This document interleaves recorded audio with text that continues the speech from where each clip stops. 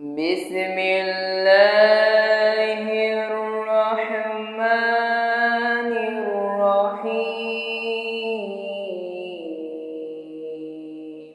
শুরু করছি পরম করুণাময় অসীম দয়ালু আল্লাহর নামে।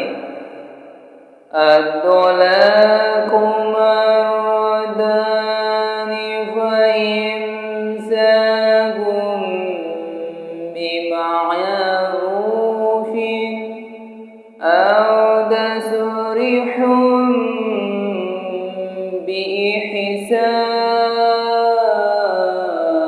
بإحسان ولا يحل لكم أن تأخذوا مما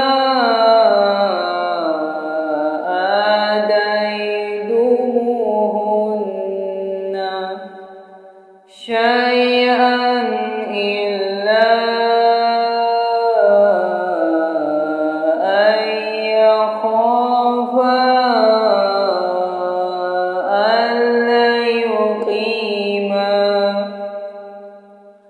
ألا يقيما حدود الله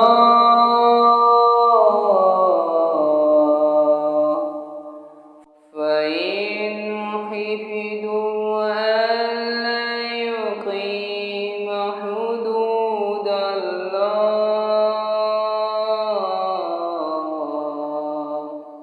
فلا جناح عليهما فيما افتدت به تلك حدود الله فلا تعتدوها ومن يتعد حدود الله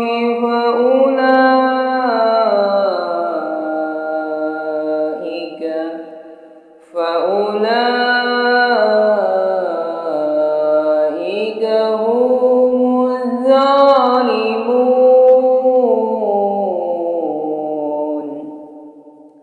তালাক দুইবার।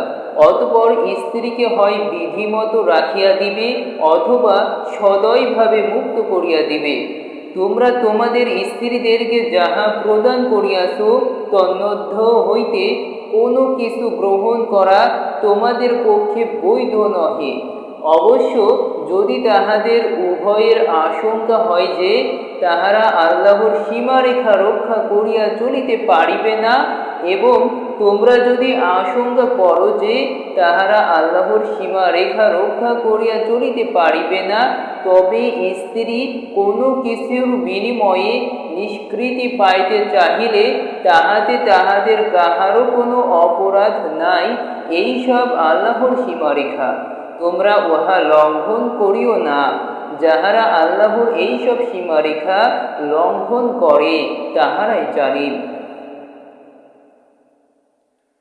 فإن طلقاها فلا تحل له من بعد حتى تنكح زوجا غيره فإن طلقاها فلا جناح عليهما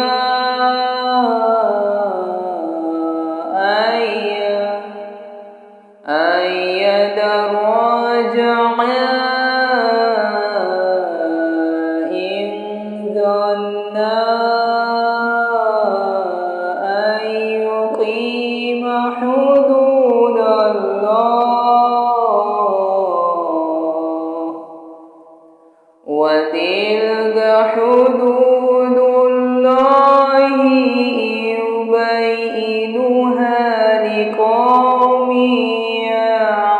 يعلمون।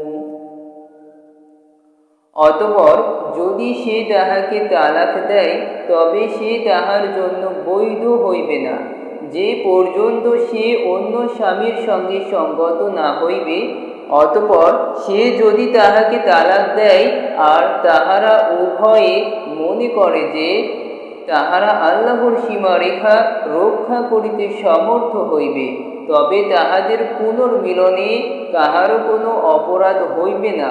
এইগুলি আল্লাহর বিধান। জ্ঞানী সম্প্রদায়ের জন্য আল্লাহ ইহা স্পষ্টভাবে বর্ণনা করেন। وَإِذَا طَلَّقْتُمُ النِّسَاءَ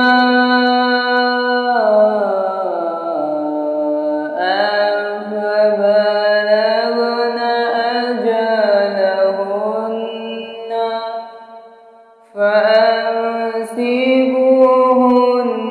بِمَعْرُوفٍ أَوْ سَرِّحُوهُنَّ بِمَعْرُوفٍ وَلَا تُمْسِكُوهُنَّ ضِرَارًا لِتَعْتَدُوا، وَمَن يَفْعَلْ ذَلِكَ فَقَدْ ظَلَمَ نَفْسَهُ. وَلَا تَتَّخِذُوا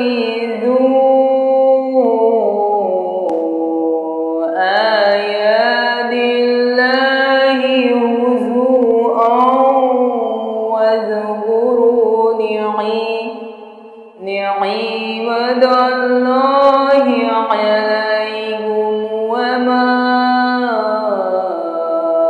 أَنزَلَ عَلَيْكُم مِّنَ الْكِتَابِ وَالْحِكْمَةِ يَعِظُكُم بِهِ وَاتَّقُوا اللَّهَ وَاعْلَمُوا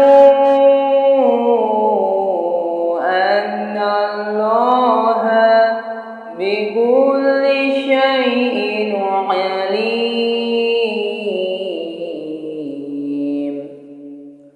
যখন তোমরা স্ত্রীদেরকে তালাক দাও এবং তাহারা ইদ্যত পূর্তির নিকটবর্তী হয়, তখন তোমরা হয় যথাবিধি তাহাদেরকে রাখিয়া দিবে অথবা বিধিমত মুক্ত করিয়া দিবে, কিন্তু তাহাদের ক্ষতি করিয়া সীমা লঙ্ঘনের উদ্দেশ্যে তাহাদেরকে তোমরা আটকাইয়া রাখিও না। যে এইরূপ করে সে নিজের প্রতি জুলুম করে। এবং তোমরা আল্লাহর বিধানকে ঠাট্টা তামাশার বস্তু করিও না। এবং তোমাদের প্রতি আল্লাহর নিয়ামত ও কিতাব এবং হিকমত যাহা তোমাদের প্রতি অবতীর্ণ করিয়াছেন, যদ্বারা তিনি তোমাদেরকে উপদেশ দেন, তাহা স্মরণ করো। তোমরা আল্লাহকে ভয় করো এবং জানিয়া রাখো যে নিশ্চয় আল্লাহ সর্ব বিষয়ে জ্ঞানময়।